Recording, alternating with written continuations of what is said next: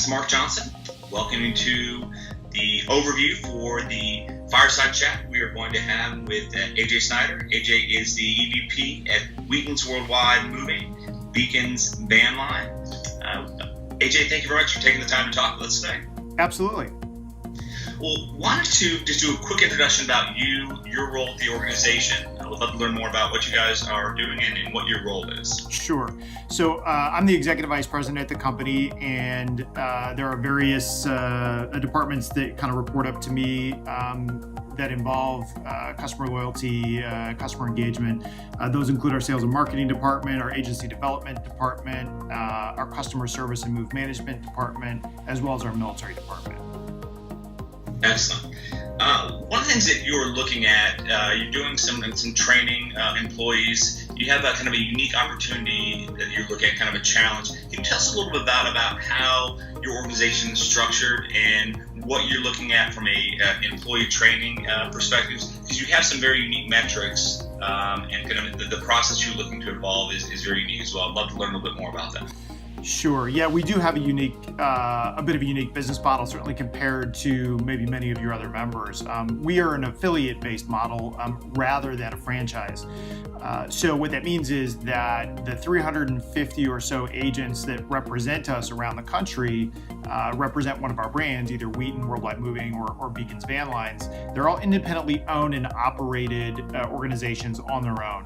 And when they do interstate moving household goods across state lines from one state to the other, that's when we kick in and when they use our brand. When they do their local moving or intrastate moving within the state, that's a completely separate business, and all of that revenue and all of the things that surround that is something that they take care of. We don't participate in that.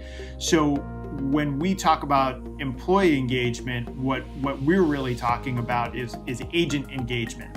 And that becomes a very difficult, challenging model to deal with, because these are folks who, again, are independently owned and operated companies who are not technically required to follow our lead in terms of their behavior on the ground, the types of services they provide. There are ways that we'd like to see our brand be represented, and so the challenge is to get them to represent it in those ways. And that's where the engagement comes in. That's where our training comes in to try and get them to kind of fall in line with that. Can you talk real quick? You've mentioned that there's a number of communication touch points you should have. There's both kind of a series of trainings that you have, but when you realize things break down, especially in the communication side, that has an impact on NPS for the organization and other metrics you have. So getting these affiliates and these agents to understand the importance of training, the importance of the processes that you develop is very important to them. Can you maybe talk a little bit about that challenge? Absolutely. So what I often tell employees, and they're probably tired of hearing me say, is that 99% of the time when there's a quote unquote service failure in the delivery of our services, it's not a physical service failure. Most of the time, it's typically a communications failure. Somebody forgot to make a phone call. We made a phone call too late. We didn't do a good job of organizing a move ahead of time. Any of those kinds of things I kind of put under the umbrella of communication. And so we can very clearly trace back any deficiencies most often to that type of breakdown. So when we started using, we revamped our customer survey and really began to focus on NPS scores and the customer experience probably about 5 years ago.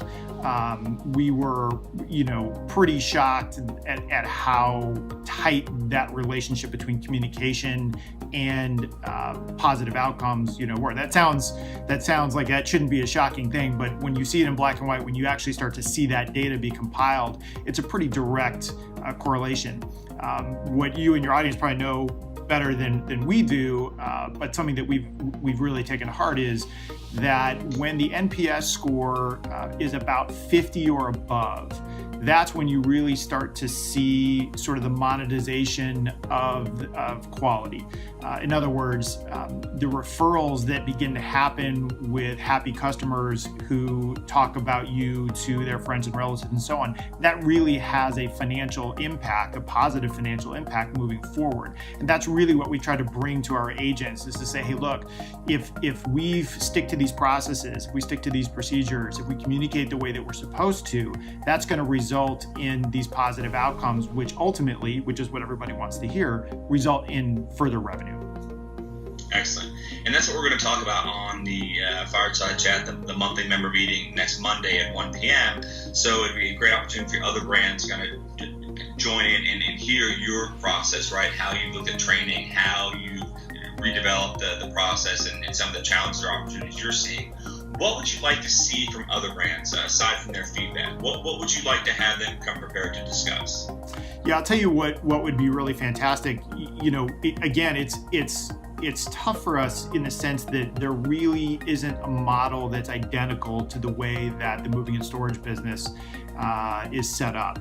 And I would suspect that some of your members and some of the folks who are going to be in the audience on Monday have models that maybe come close to it. And I'd love to hear from those folks. What are the things that you guys do to influence folks who technically are not your employees in order to get them to comply or to exhibit a certain level of behavior, to adhere to a certain set of processes and procedures that we all know, again, will result in a jump in revenue. So any techniques, any best practices that you guys have out there that we could piggyback on would be fantastic.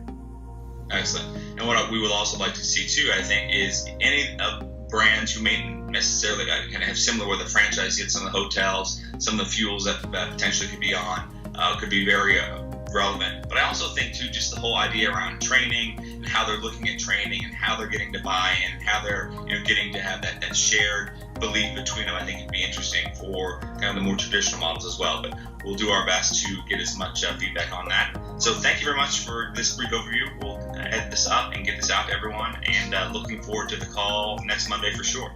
Great. Thanks so much. Look forward to it.